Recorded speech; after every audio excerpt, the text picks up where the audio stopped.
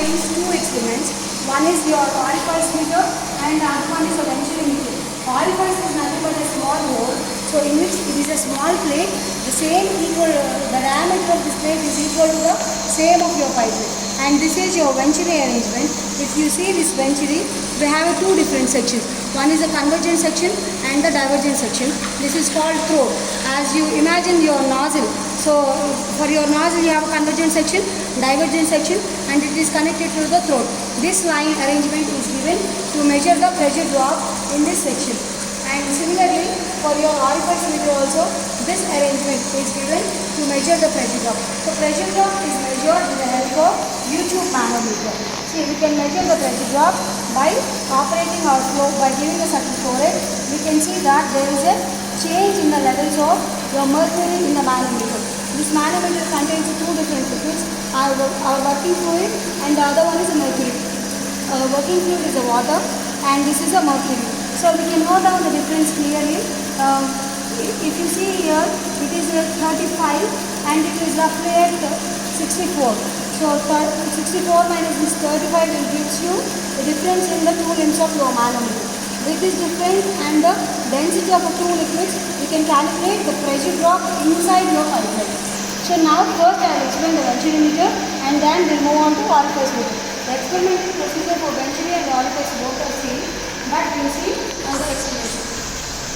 So before starting of this experiment, you have to ensure that, first I will explain this venturi. So I have to ensure the valve that is related to venturi should be open and the other should be closed. So first, before starting of your experiment, you turn on your motor and this is the valve that is related to your flow rate. So you turn on 2 rounds of your valve so that we will send our water at a lower flow rate.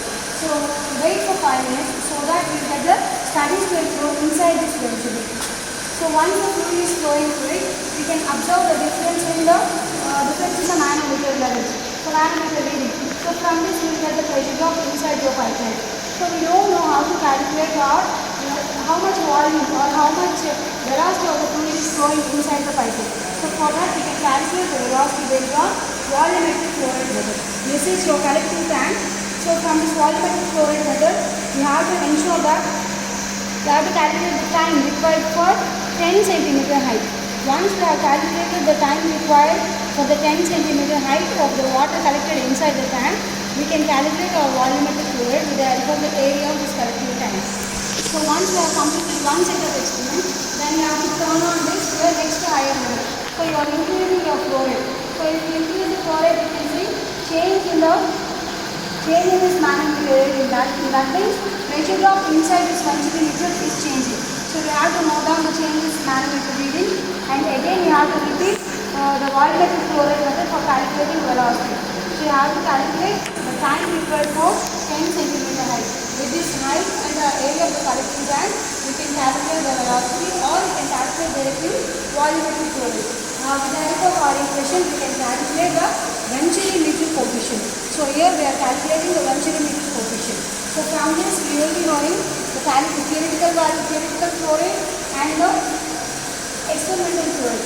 From the theoretical flow rate to the experimental flow rate, we can calculate venturi meter coefficient. The aim of our experiment is to calculate your venturi meter coefficient. Venturi meter coefficient turns between it exists as 0.99.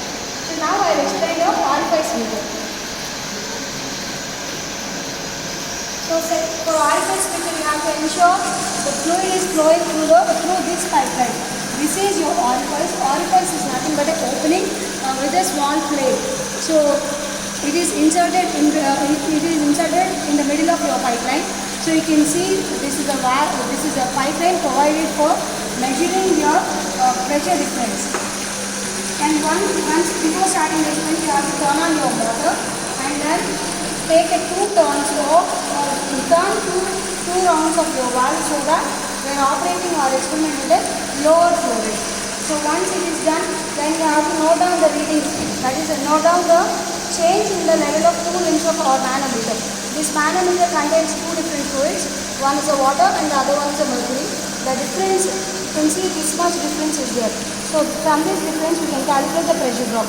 After noting down this manometer difference, Then we'll move on to calculation of our velocity. So velocity can be calculated based on volumetric flow rate method. For that, we'll note down the time required for collecting the water till it reaches the 5 centimeters height. So once it is done, then again I have to change my flow rate.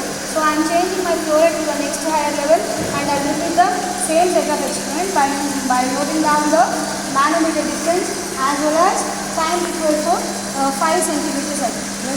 With this help of these two readings, we can calculate the flow rate. That's the volumetric flow rate. You can calculate volumetric flow rate and the diameter of the pipeline and the diameter of the throat. We can calculate the beta value. From these values, we can calculate Orifice coefficient. The Orifice coefficient exists as a 0.66.